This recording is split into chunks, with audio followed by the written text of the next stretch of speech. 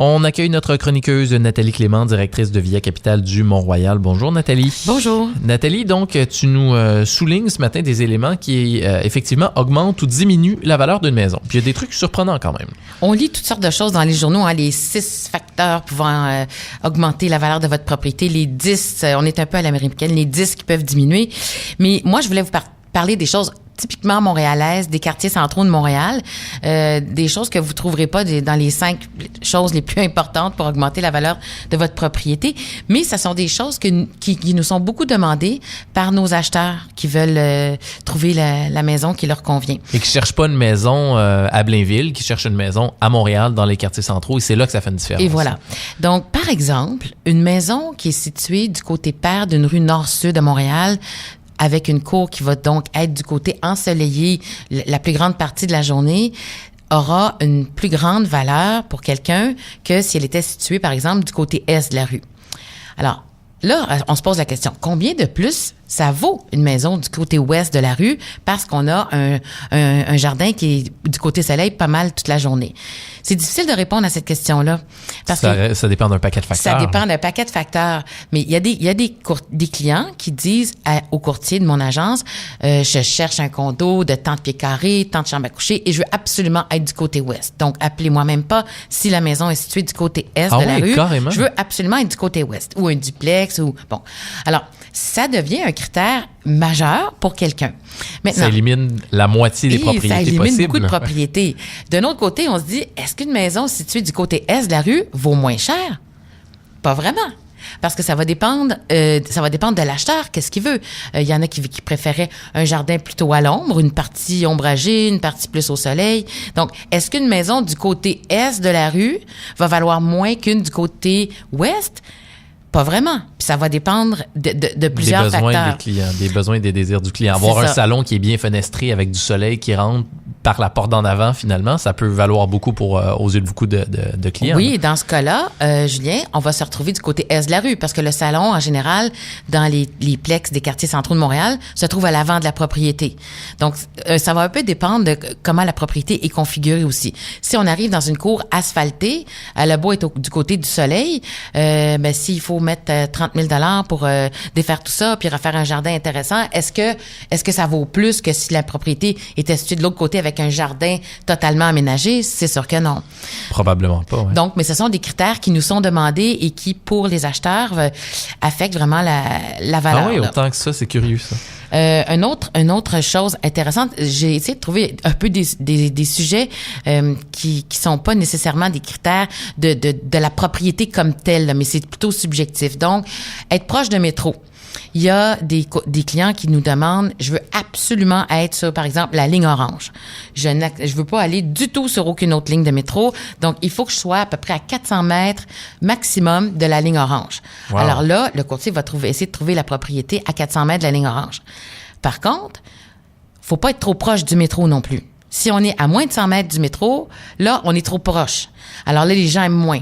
Il y a plus de circulation, il y a du bruit, il y a du monde qui marche. Donc, il faut être proche de métro, mais pas trop. Combien de plus ça vaut, combien de moins ça vaut. Alors, puis ça, c'est vraiment souvent un critère très important.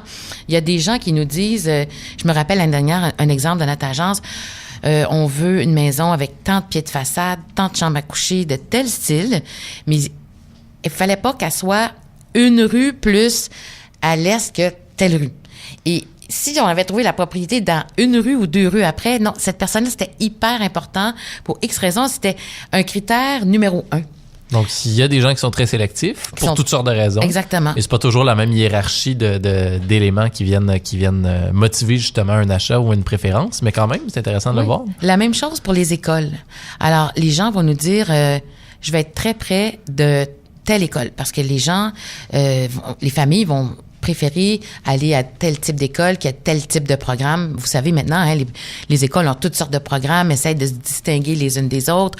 Un, c'est la lecture, l'autre, c'est le sport, l'autre, c'est des projets plus sociaux. Donc, où on veut aller, à quelle école on veut aller, puis il faut être dans le territoire de la commission scolaire aussi. Bon, donc, ça devient très important.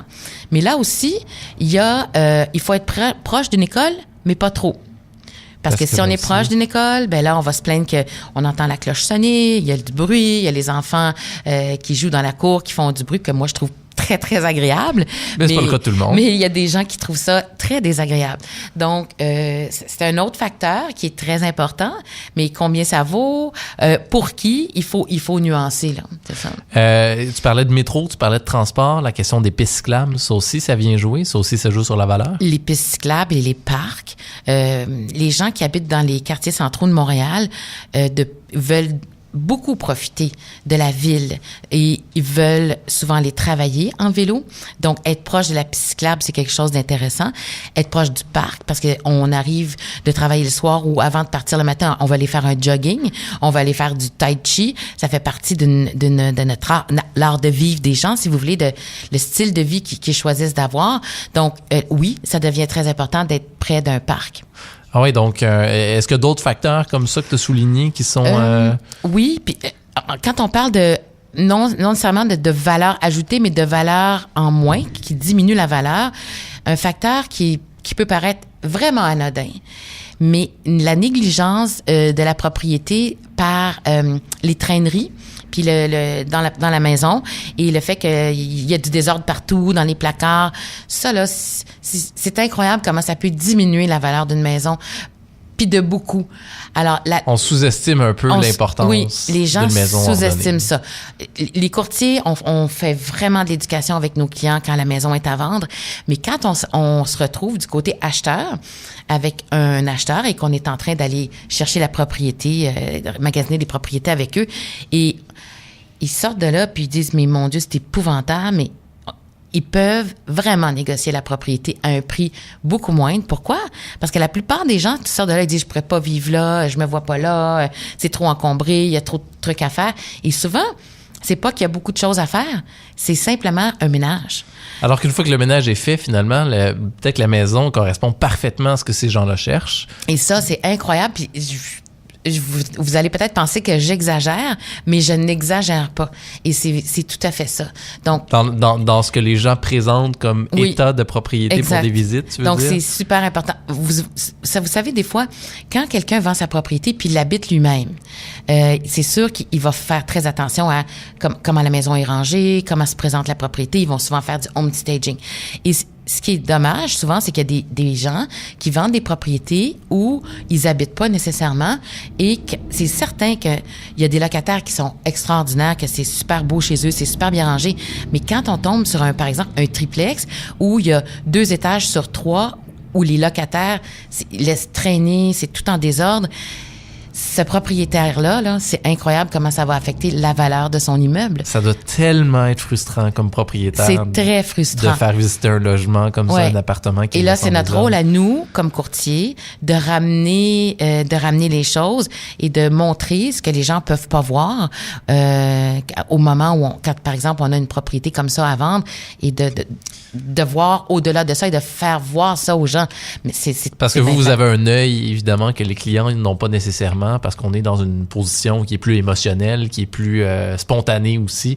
Vous avez l'œil justement pour nous montrer, bon, mais il y a peut-être ça à garder en tête, il y a peut-être ça à souligner aussi. Exact. Comme élément positif. Donc, ça va être le rôle du courtier à ce moment-là de faire voir les côtés positifs pour certaines personnes qui peuvent être négatifs pour d'autres.